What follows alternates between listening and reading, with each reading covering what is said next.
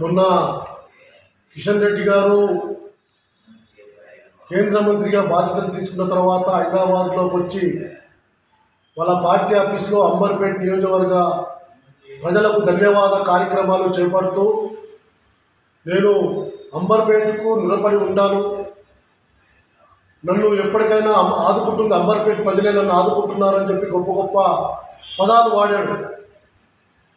మేము మీరు గొప్ప గొప్ప పదాలు వాడి మా మనసు సంతృప్తి పరచడానికి ప్రయత్నం చేస్తున్నారు తప్ప అక్కడ ఉన్న పేద ప్రజల సమస్యలు పరిష్కరించడంలో తీవ్రమైన వైఫల్యం చెందుతా ఉన్నాడు కిషన్ రెడ్డి.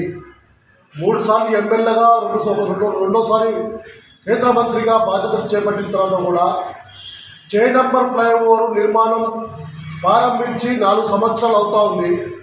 దాని మీద ఎందుకు సమీక్ష మాట్లాడలేవు? దాని నుండి కేంద్రం నుండి రావాల్సిన బడ్జెట్ను వెంటనే కేటాయించి ఆ పనిని వేగవంతంగా పూర్తి చేయడానికి ఎందుకు కృషి చేస్తలేమని అడుగుతా ఉన్నాము. ప్రపంచ దేశాలు ఒక ఫ్లైఓవర్ నిర్మాణం ప్రారంభిస్తే, ఏదైనా నిర్మాణం ప్రారంభిస్తే దానికి ఒక టైం టేబుల్ ఉంటుంది. ఈ టైం నుండి ఈ టైం లోపల దాన్ని పూర్తి చేయాలని చెప్పి లక్ష్యాలు పెట్టుకుంటారు.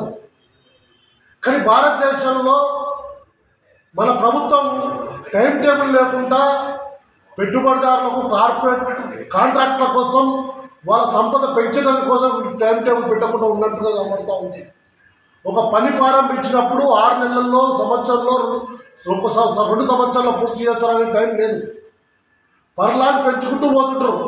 లేట్ అవుతున్నా వద్దు దాని నిర్మాణం ఖర్చు పెరుగుతూ ఉంటుంది, కాంట్రాక్టులకు లాభం చేకూర్చే విధంగా పెరుగుతూ పోతూ ఉంటుంది. చే నంబర్ ఫ్లైఓవర్ నిర్మాణం 4 సంవత్సరాలు అవుతుంది. ప్రజలు చాలా ఇబ్బంది ఏర్పడుతూ ఉంది. చాలా ఇబ్బందికర పరిస్థితులు ఉన్నాయి. ప్రజల ఉపాధి పోతూ ఉంది. ప్రజలు తిరగలేని పరిస్థితుల్లో ఉన్నారు.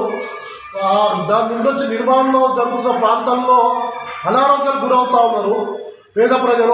వచ్చే డస్ట్ నుండి. కానీ దాని నిర్మాణం విషయంలో ఎందుకు నువ్వు అంత నిర్లక్ష్యంగా ఎందుకు ఫ్లైఓవర్ నిర్మాణం మీద ఎందుకు సమీక్ష చేయబట్టలేవు అని అడుగుతాను. నువ్వు మొన్న మీటింగ్ పెట్టినప్పుడు ఆ ఫ్లైఓవర్ విషయంలో కొందరు అడిగారు కార్యకర్తలు, దాని సమాధానం దాటిపెట్టిస్తున్నట్టు తెలుస్తూ ఉంది మాకు. మీ కార్యకర్తలు మిమ్మల్ని అడిగినప్పుడు ఆ సమాధానం దాటివేస్తూ వెళ్ళిపోయినట్టుగా మాకు తెలుస్తూ ఉంది. కాబట్టి చే నంబర్ ఫ్లైఓవర్ ఎన్ని రోజులు పూర్తి చేస్తారో వెంటనే మీరు సమాధానం చెప్పాలి.